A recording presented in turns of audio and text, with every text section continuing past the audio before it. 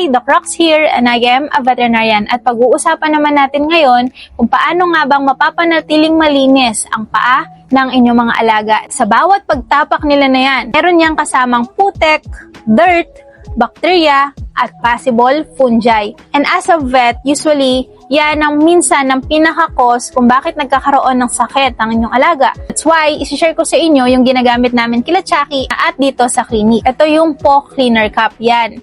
Makikita nyo, merong lamang tubig yan. Yan yung mismong paa ni Chucky, di ba? Ang dumi. Sinlalagyan nyo lang tubig. Yung loob na yan.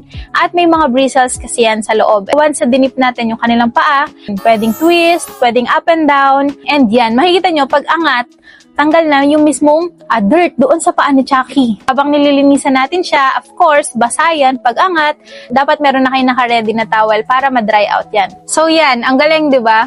And then yan na yung ginagawa namin na paglilinis sa paa ni Chucky. Dahil, di ba, mas okay na ma-enjoy niya pa rin yung pagtakbo. And at the same time, meron naman tayong paraan para malinisan yung kanilang mga paa. So para iwas bacteria, protozoa, at malinis pa yung kanilang paa kahit katabi natin sa bed, pwede niyong itry yung paw cleaner cup sa inyong mga alaga. At alam ko around 250 pesos siya. So, yung mismong cup na yan, pwede nyo nang gamitin yan sa lahat ng paa niya. So, mas tipid, less hassle, and at the same time, pwede nyo gamitin palagi.